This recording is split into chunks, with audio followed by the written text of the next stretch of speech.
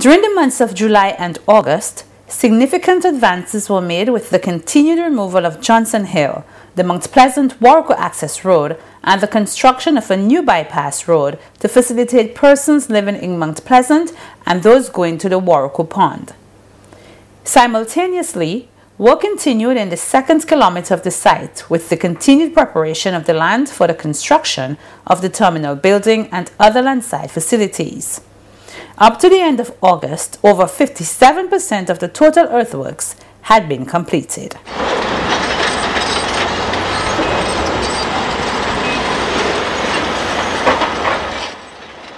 We started to break the road on Tuesday of this week. That was the 17th of August.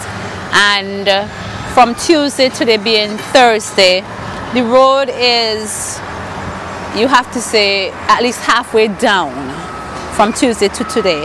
So the workers are going at a really rapid rate in trying to remove that road and link the first and the second kilometers so that we could expand the work in that area. So that is going well. Yes, alternative routes have been provided.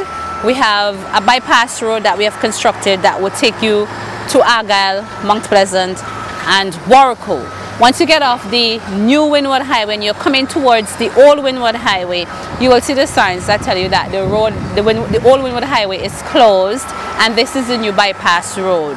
There are signs with arrows all along the road going in both directions so that you can't miss your turning.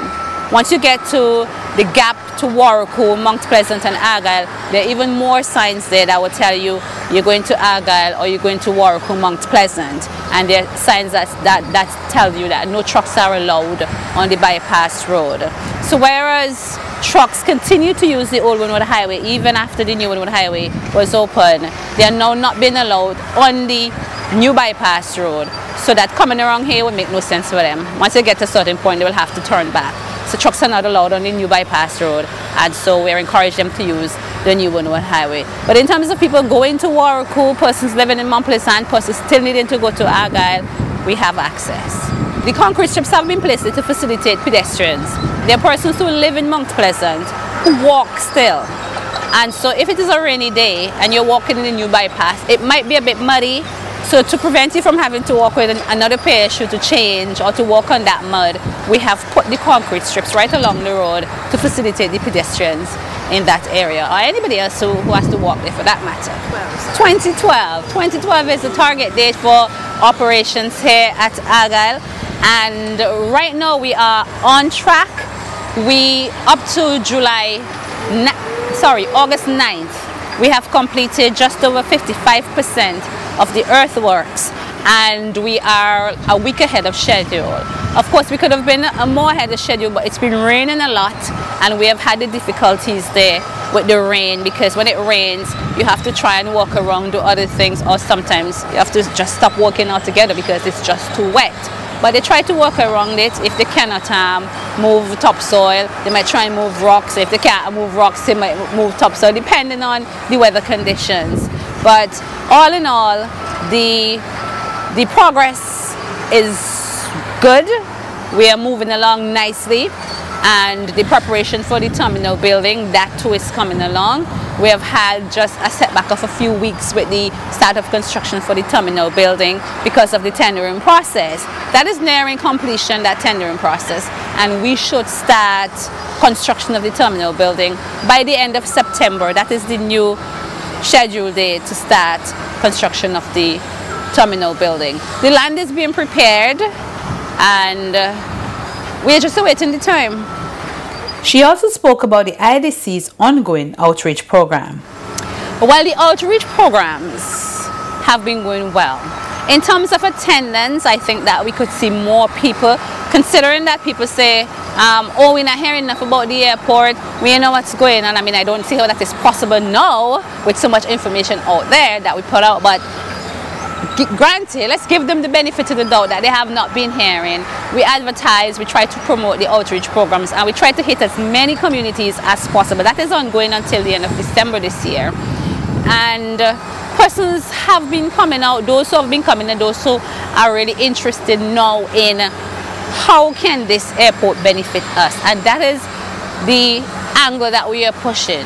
No longer whether the airport is being built or not, because the airport is being built, as you can see from the evidence that is before you.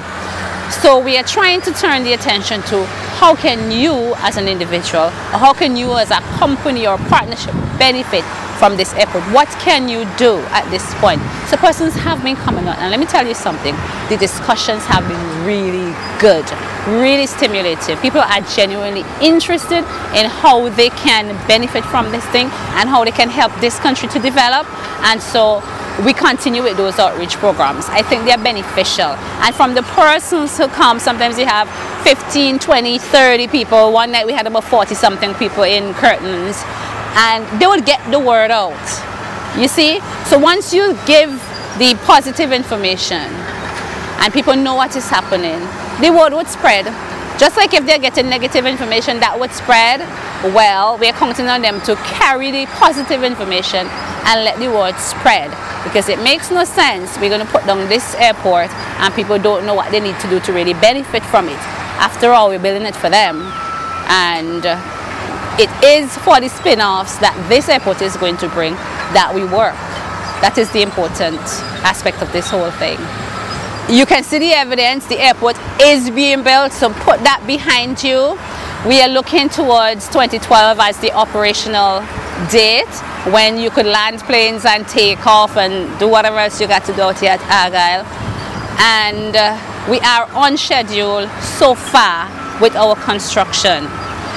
The most important thing that you need to know is that this airport is about you as a Vincentian. It is about us.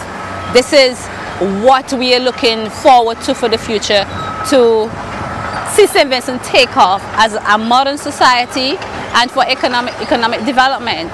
Because without this airport, there really isn't much more that we are likely to do to see the kind of economic growth that we are hoping to see with the construction of this airport. So I'm really encouraging everybody to get behind it, support this airport 100%, because it really is for you. It is for us that we are doing it, all of us as Vincentians.